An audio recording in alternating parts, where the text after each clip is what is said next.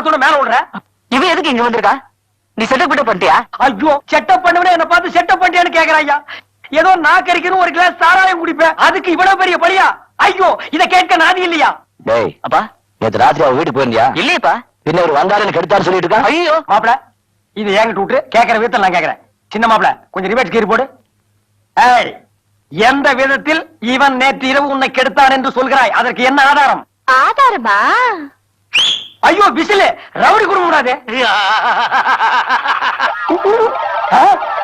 போதுமா ஆதாரம்? உங்க மகன் தப்பு பண்ணதுக்கு இதை விட ஆதாரம் வேணும்?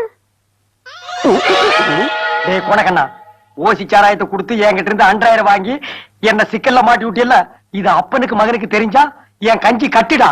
தெரியுது இல்ல, என் பேத்தி இங்கேயே தங்குறதுக்கு ஏற்பாடு பண்ணு, இல்ல 100,000 நீ தான் கொடுத்தேன், அவுத்து விட்டுருவேன். வேணாம், இது 100,000 மேட்ரு. அப்படியே நீ அமுக்கு, நான் அவங்கள போய் அப்படியே அமுக்குறேன். அமுக்கு அமுக்கு இத நீ.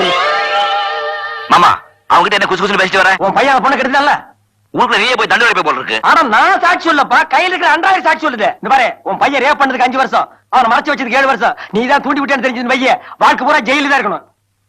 இப்ப என்ன பண்ண சொல்ற?